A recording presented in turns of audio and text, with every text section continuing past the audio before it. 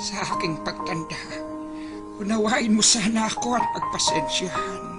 Kapag dala ng kalabuan ng mata, ay nakabasag ako ng pinggan o nakatapon ng sabaw sa pagkainan. Huwag mo sana akong kagagalitan. Paramdami ng isang matanda. Naawa ko sa sarili ko sa tuwing sinisigawan mo ako. Kapag mahina na ang tenga ko at hindi ko maintindihan ang sinasabi mo, huwag mo naman sana akong sabihang bingi. Pakiulit na lang ang sinabi mo, pakisulat mo na lang. Pasensya ka na, anak. Matanda na talaga ako. Kapag mahina na ang tuhod ko, pagtiyagaan mo sana akong tulungang tumayo. Katulad ng pag-alalay ko sa iyo nung nag-aaral ka pa lamang lumakad. Pagpasensyahan mo na sana ako. Kung ako man ay nagiging makulit at paulit-ulit na parang sirang plaka, basta pakinggan mo na lang ako. Huwag mo sana akong pagtatawanan o pagsasawaang pakinggan. Natatandaan mo pa ba, anak, nung bata ka pa?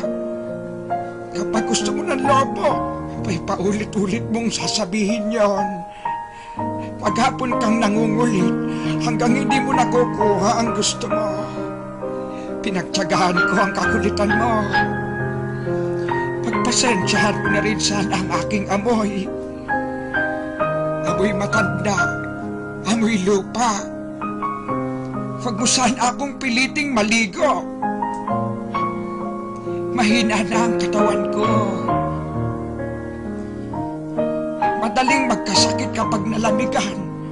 Kaya wag mo sana akong pandirihan. Natatandaan mo nung bata ka pa, pinagtsatsagaan kitang habulin sa ilalim ng kama kapag ayaw mong maligo. Pagpasensyahan mo na sana kung madalas ako'y masungit.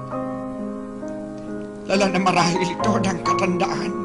Pagtanda mo, maiintindihan mo rin ako. Kapag may konti kang panahon, magkwentuhan naman tayo. Kahit sandali lang, hinip na ako sa bahay. Pagkapang nag-iisa, walang kausap. Alam ko, busy ka sa trabaho. Subalit nais kong malaman mo na sabik na sabik ako. Makakwentuhan ka kahit alam kong hindi ka interesado sa mga kwento ko.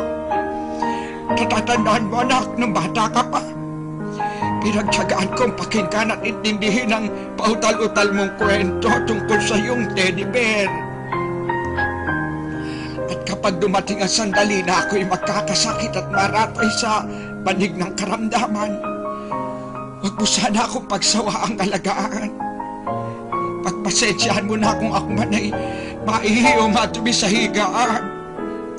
Pagtiyagaan mo sana akong alagaan sa mga huling sandali ng aking buhay. Total, hindi naman ako magtatagal.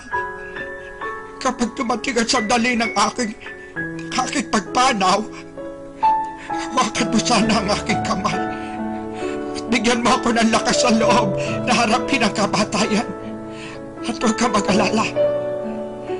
Kapag harap ko na ang Diyos na lumikha, ibubulong ko sa Kanya na pagpalain ka sana.